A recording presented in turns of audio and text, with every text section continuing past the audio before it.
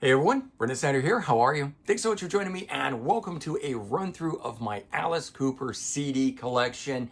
The band Alice Cooper formed in 1964 but didn't put out their debut studio album until 1969. In all, the band has released 8 studio albums, including their most recent one from this year, 2025. Those guys are back together, The Revenge of Alice Cooper. Now, Alice Cooper, the solo artist, has put out 22 solo albums. So altogether, Alice Cooper, the man, has put out 30 albums. In addition, though, I've got 50 CDs in my collection, things to run through with you guys, covering all kinds of cool stuff. And that's what we're going to do here.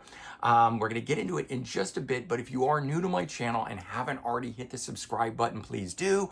Also leave a comment, hit like, all those things do help support my channel. I'd greatly appreciate it. And of course, it's an added bonus by turning on notifications.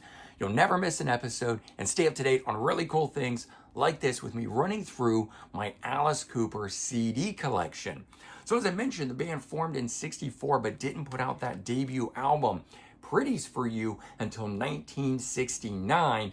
This one having the song Reflected that would later be re-recorded as Elected in 1973 as part of Billion Dollar Babies, but band's not having success just yet. This is on Frank Zappa's label. They do one more on that label, Easy Action, in 1970.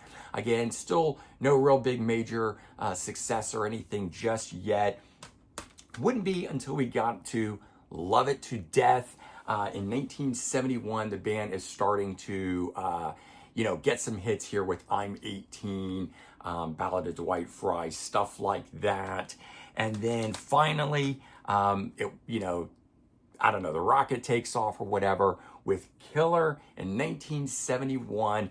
And not only this, I've got the, jewel case edition, but the recent 2 CD remastered and reissued version that's got the added live show to it.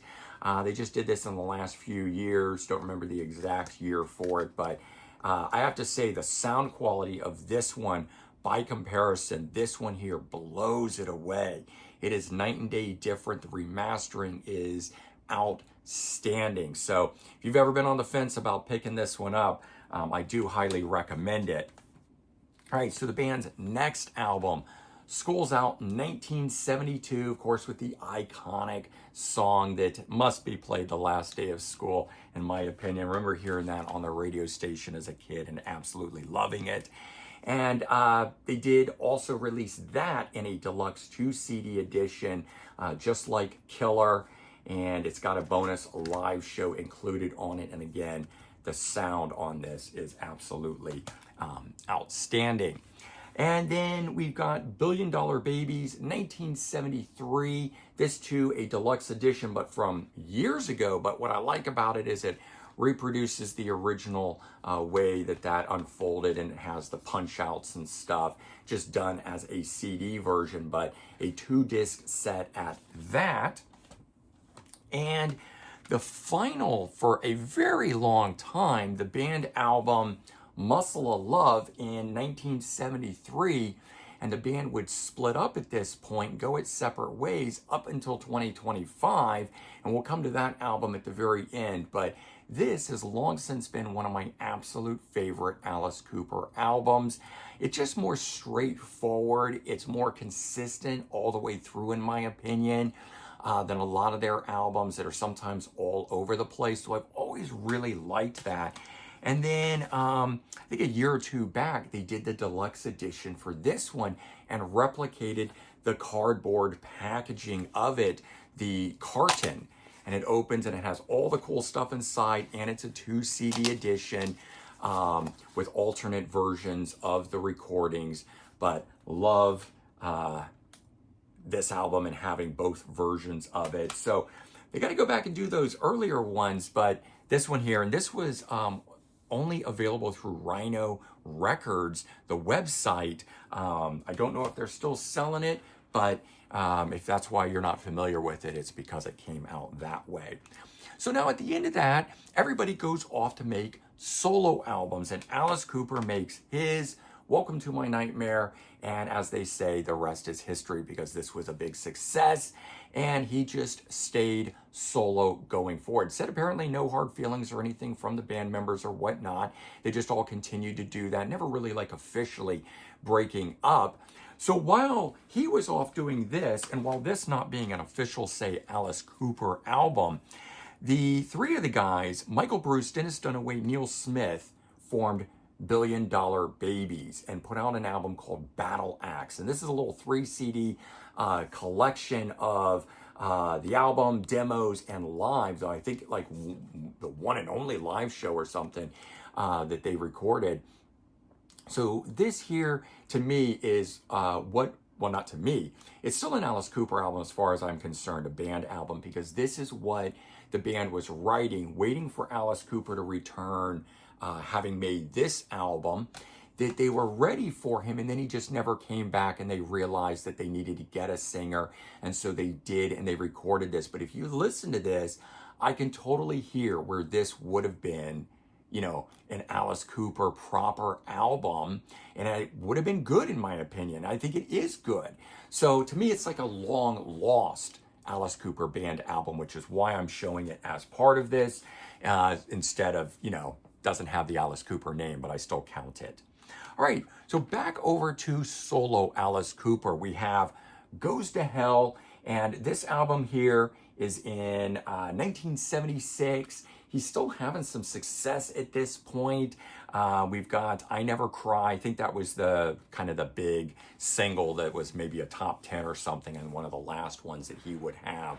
But I love this song, Go to Hell, that's off of that. One of my absolute favorites. Lace and Whiskey, which came out in 1977, a fantastic album. It's Hot Tonight. I love that song.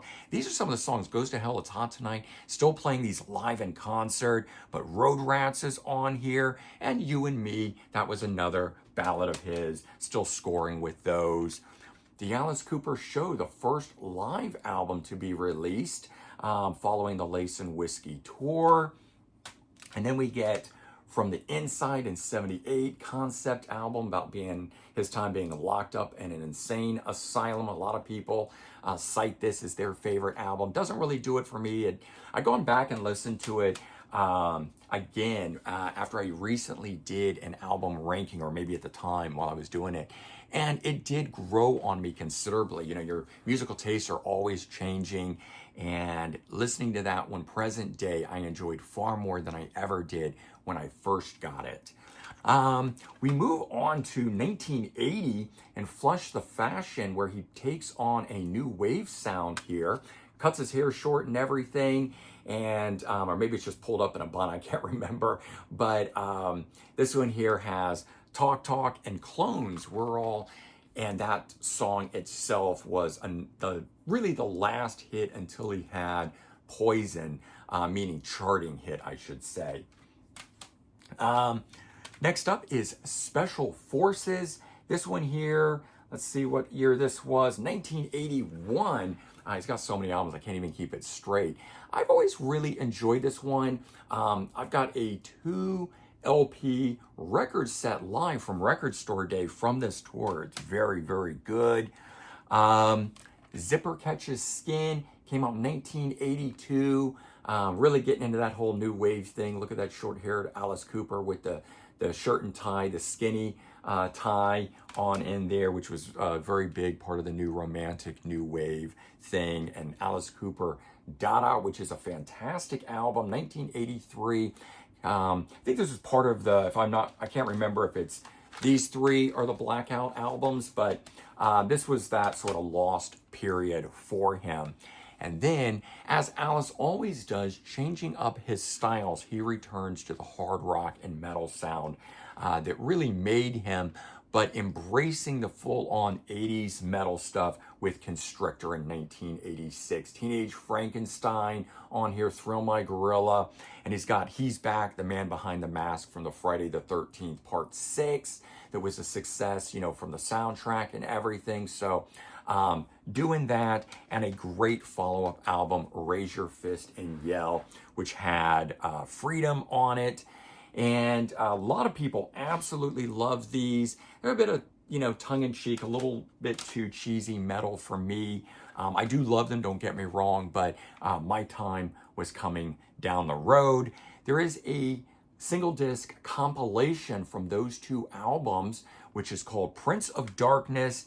And you do get Billion Dollar Babies, a live version. The rest of the songs are from those two albums. Nothing too fantastic, but just had to have it as part of the collection. So, as mentioned, my time was coming. I'm a huge glam metal fan, grew up during the glam metal era. So when Alice Cooper put out Trash and had the hit with Poison and House of Fire, this album was where it was at for me. And this thing here was light years ahead of those two previous more metal albums. But love this. I know everyone has their favorite eras of, Alice Cooper and stuff. The follow-up, Hey Stupid, this was 1991. He had a ton of guests come in on this thing here. Slash, Ozzy Osbourne, other Guns N' Roses guys playing. Love's a Loaded Gun came off of that. And a very underrated album, The Last Temptation. This came with a comic book. That was part one, and you could collect the other two parts to it. And ultimately, I have since bought those parts, but also bought, I don't know if they call it the omnibus, but they collect it all together, the anthology. But this was his alternative rock album, and he had guests like Chris Cornell on here as opposed to the glam metal guys. But it works so well. I really, really like this album. All three of these, in fact, are faves of my time. He was on Epic Records for these three albums. Compilation came out called Class 6, S-I-C-K-S. And the first half of this is studio recordings from those three albums, including the song Fire, an unreleased cover of the Jimi Hendrix song. And then the second half of this has live recordings from a home video that was out at the time. So you get the best of both worlds on this thing. Classic Alice Cooper, as well as stuff from those Epic Records, plus an unreleased song, which was really great. And then Alice went into a bit of limbo after that period there, not putting out a new album for quite some time. And we got, along the way, A Fistful of Alice. And so on this one here, we have Reb Beach from Winger as the guitar player. And remember that Kip Winger, bassist from Winger, played with Alice Cooper back on Constrictor and Raise Your Fist and Yell time frame. And so, and I believe Paul Taylor is also playing on this one, who's the keyboardist from Winger. So we've had three of the four guys of Winger backing up Alice Cooper. Rod Morgenstein, the drummer, as far as I know, has never played with Alice Cooper. I would love to just see Winger back up Alice Cooper for an entire album and tour. I think that would be really cool.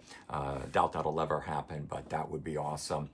And in 1999, we got our first overall arching anthology, a box set, The Life and Crimes of Alice Cooper. And I love how they made it look like he is inside this locked door, three-dimensional thing like that. 4 CD box set with tons of cool stuff. We have this going all the way back to when the band was called the Spiders, then when they changed their name to the Nas, before becoming Alice Cooper. So you get some very early stuff on here. You get some demos, single versions, you get some outtakes, you get live stuff, soundtrack recordings, stuff recorded on compilations, but really, really cool stuff. This was great. This is one of those last long box versions of box sets that have the individual jewel case CDs, the long book in here and everything. Don't know if they ever reissued this in one of the thin, typical style box sets, but well worth it in my opinion for that. Now, in 2000, Alice Cooper returned with Brutal Planet. Lots and lots of people absolutely love this album. I enjoyed it at the time, but it is down-tuned, kind of new metal sounding stuff. It was what was popular at the time. maybe his last big album in that regard. I felt it was a little too forced. It wasn't my Alice Cooper. It wasn't the sound of the music that I was enjoying. I was never a fan of that style of stuff. So while I do enjoy the album and enjoyed it at the time, this was just too heavy and not my cup of tea. So I was very glad when the next album, which is part and tied to that, Dragontown, lightened up a bit of that down-tuned nu metal stuff, and I very much enjoyed this album, and still to this day listen to this quite a bit and love it. Dragontown was 2001, and in that same year he releases a new more comprehensive best of collection. What I didn't show you guys, because I don't have it in the collection, is his greatest hits, which doesn't cover, you know, all of the Alice Cooper material. That was the band era. This is band and solo era of Alice Cooper.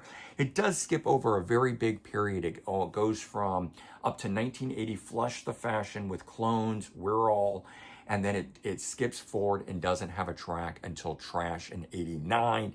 I'm actually surprised now that it doesn't have anything from Constrictor or Raise Your Fist and Yell. I kind of understand cutting some of the other stuff out. I think they could have dropped a couple of those extra ballads and things that were in there and tapered it down to add in a couple more just to really make it more comprehensive. I hate when labels cut out, you know, near decade of time, 9 years almost. So, but that did come out, and as I said, it's the most comprehensive collection to date of his stuff.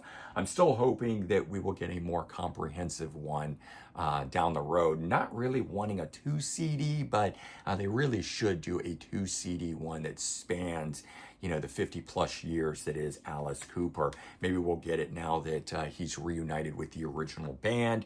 So next up for solo albums, The Eyes of Alice Cooper in 2003. He reverts to that Detroit garage rock sound that he was so known for. I mean, he's been part of so many different movements, genres, eras of music. He can really be considered the godfather of so many different things. You can talk about him being theatrical rock and glam rock and garage rock. All of those are things that he was at the forefront of with his band. And this album here really capturing in on that sort of stuff. The next album, Dirty Diamonds, 2005, really continuing on much of the same, having the same band lineup and stuff, doing this. And these albums in here were some of the last ones for him to really do the band effort. And going forward, he usually uses various musicians that either he plays with or have played with in the past, or session guys. But really, the albums going forward have become Alice Cooper and Bob Ezrin albums, his producer that's worked with him on so many things, and not so much band albums. And I don't really know why that is. I mean, I think Alice just has the idea and mindset of what it is, and he, you know, puts it all together and then brings in the people to play on it. But oftentimes it's not even the touring band playing on all of the tracks, even if he's the one who's writing them all. So the next up was Along Came a Spider, 2008. Now this one, another one, kind of like Brutal Planet, really dark, down-tuned, heavy. We have Slash guesting on here. It is a concept album, a little bit different, but tying back into the whole Welcome to My Nightmare Steven themed storyline. One that I'm, you know, was never really too into, but have it in here. He put out Theater of Death live album and DVD package from that tour. And then we got this very cool box set called Old School, made to look like The Desk from the Schools Out album, and opens up like The Desk, like that. And then all of these items that are in here lift out under here. And when you take the bottom of this out, there's even a yearbook in here that has all the cool information and stuff like that. This, I think, was about $350. It was on and only available from his website, extremely limited numbered edition, and it came with bonus content of stuff that's only available on the LP, DVD,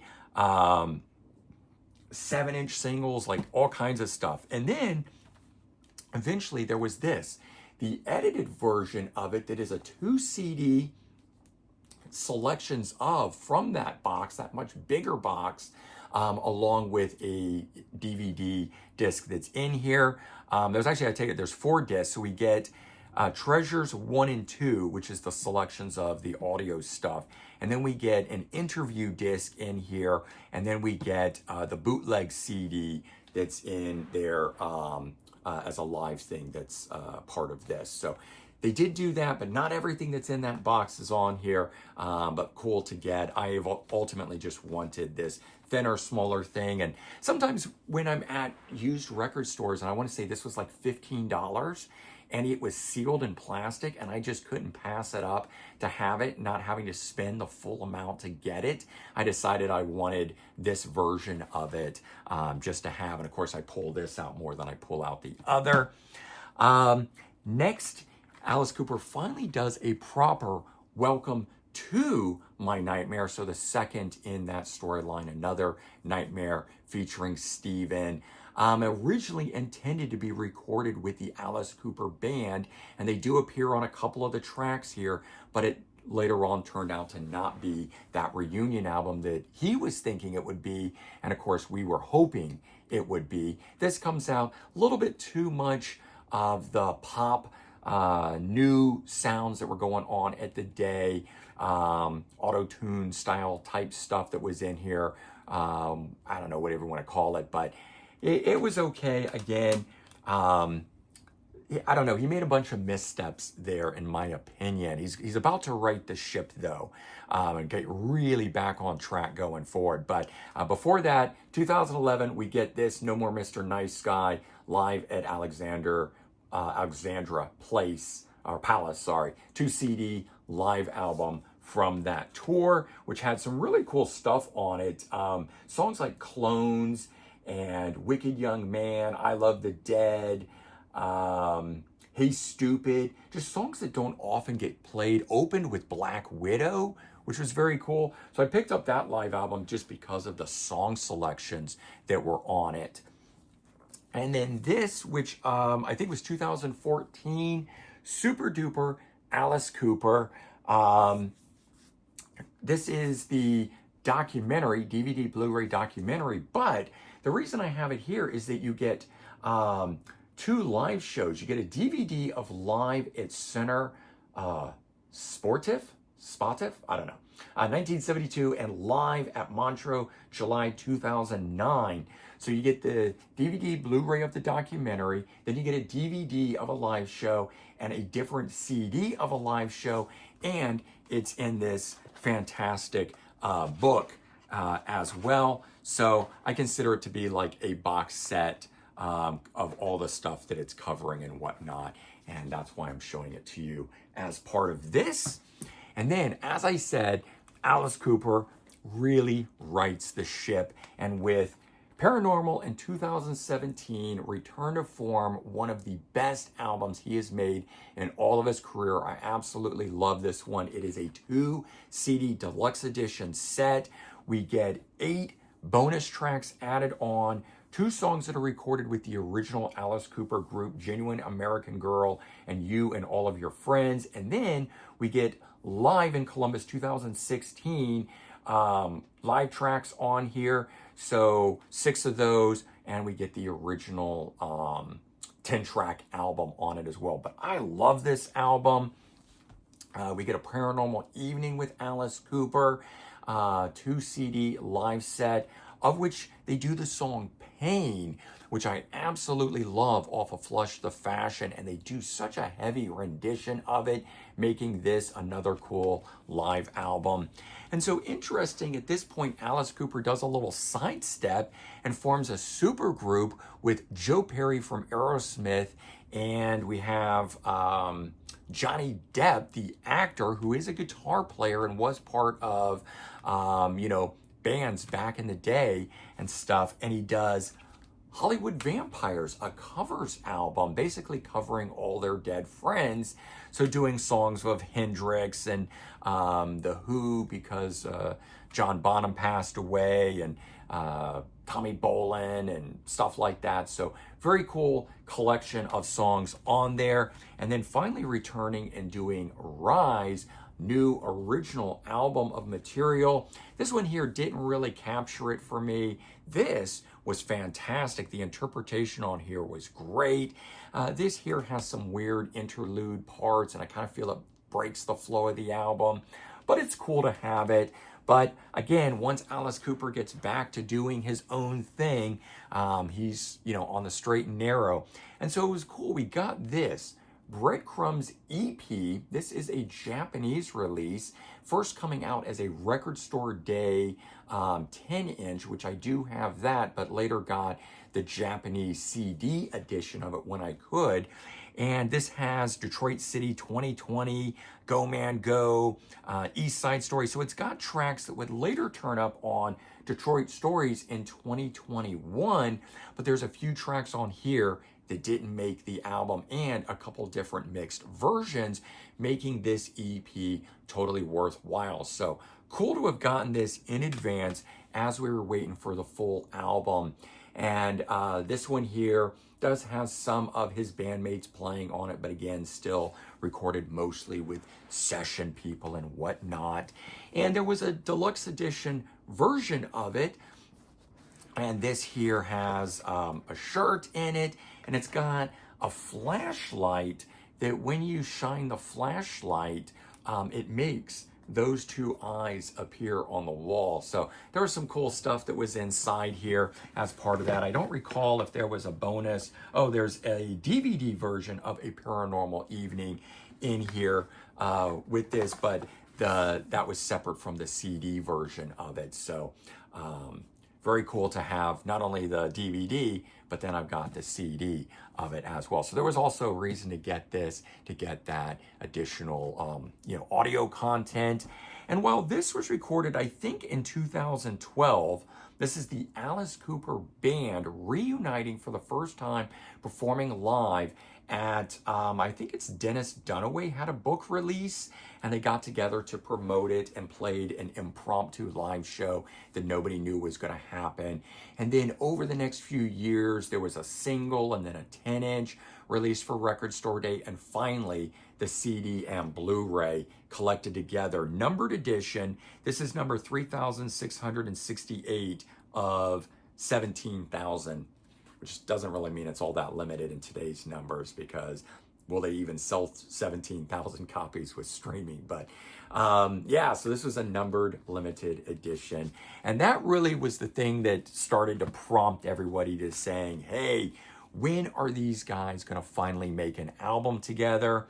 But in the meantime, before we can get that, he releases Road. And finally, an album recorded with his Road band. After so many albums that were done with other musicians, he decided he needed to make one with them, that they were such a tight band that he wanted to do it.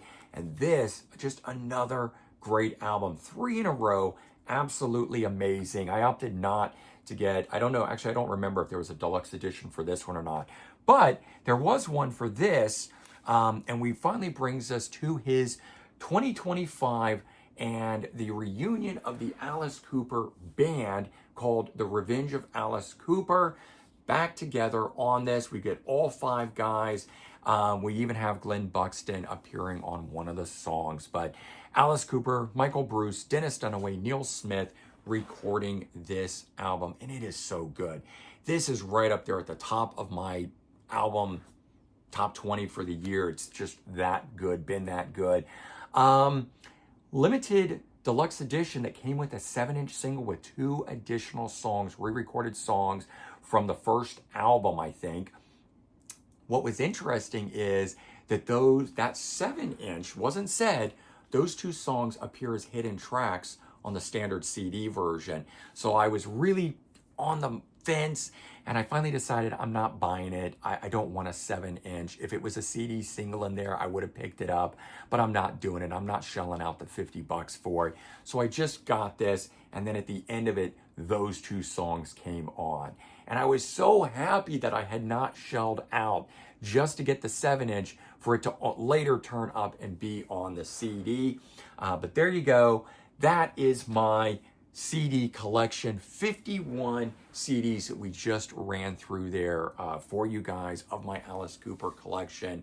As I said, Alice Cooper himself, 30 solo albums, whether band or solo. Actually, if we count in the two Hollywood Vampires, 32 studio albums that he has done in his career. Absolutely amazing, showing no signs of stopping. I hope Alice goes for another decade. If we can get it, I want it. I love everything that Alice does. I'm assuming you guys do if you've tuned in this long, making it all the way to the end. But weigh in. What's your favorite Alice Cooper album or your favorite piece of Alice Cooper item that is in your collection, whether LP, CD, DVD, box set, who cares? Whatever it is, let me know. All right, everyone. Take care, have a good one, and I will talk to you soon. Bye-bye.